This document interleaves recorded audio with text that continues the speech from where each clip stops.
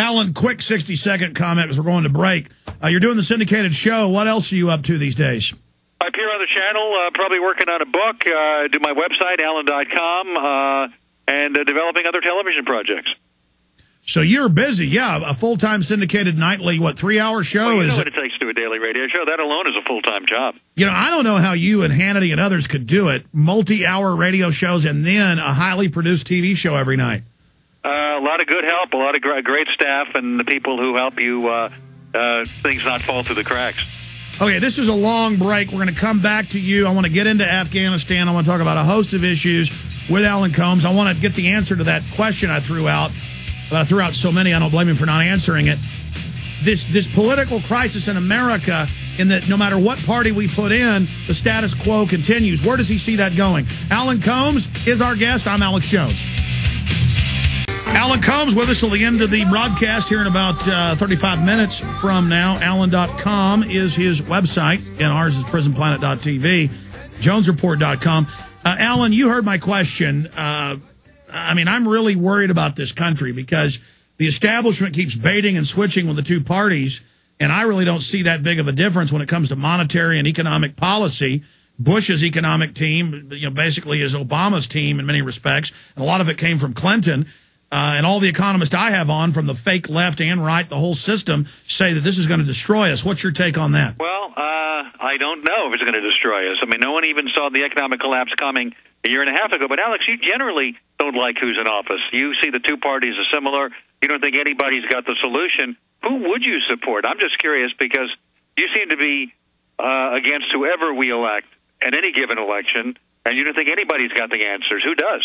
Well, no, that's because the establishment, because of the billions of dollars spent on the election cycles every couple of years, is able to select people they already approve of, and then we get to choose from a small, cloistered group of little potentates.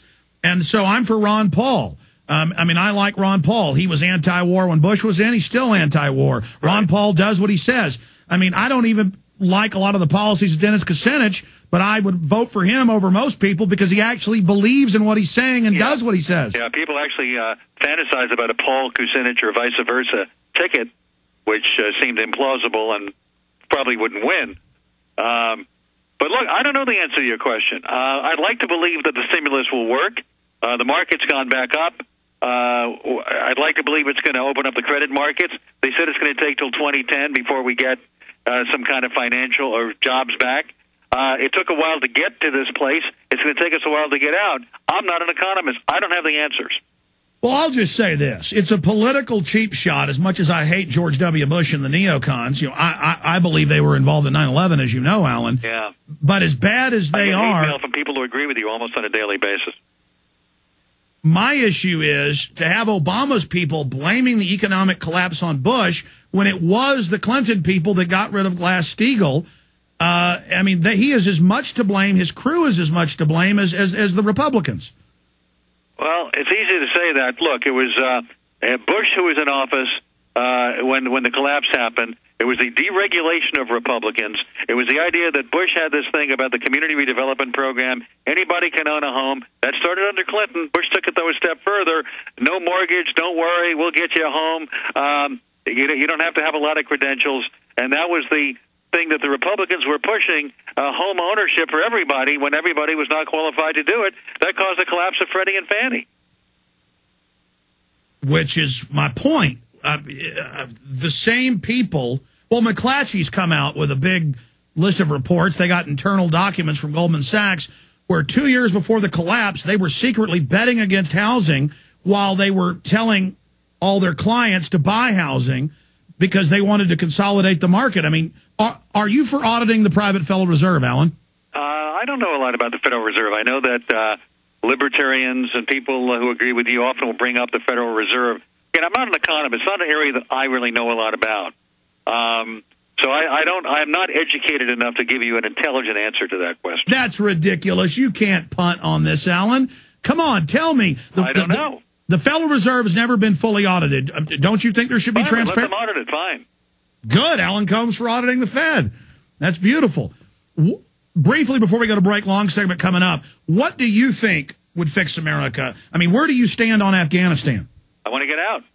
Why are we spending all this money? Why do we diddle around about health care and people complain about how much money it's going to cost and people yell and scream about where their tax dollars are going? But when it comes to war, nobody questions how long will it be, what will it cost, what's our exit strategy, how much taxpayer dollars are going, how are we going to pay for it? Are our children and grandchildren going to pay for it? Why does nobody ask those questions when it comes to war, but only when it comes to social services?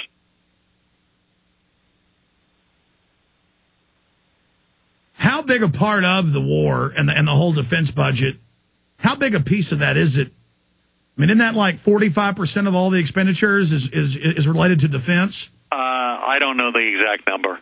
I mean, a huge amount of the budget goes to defense. We know that. A disproportionate amount goes to defense. A small amount goes to welfare, to public good, to social programs, and yet those are the things the conservatives scream about, but most of their dollars are going elsewhere.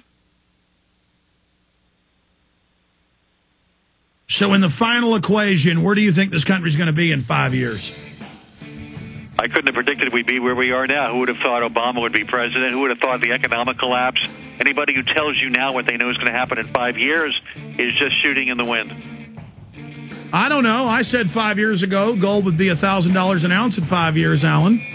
Well, you're a genius. You heard it from Alan Colmes, audit the Fed, and I'm a genius. Yeah. Hey, I like it. Alan, stay with us. I got some real questions coming up after this break.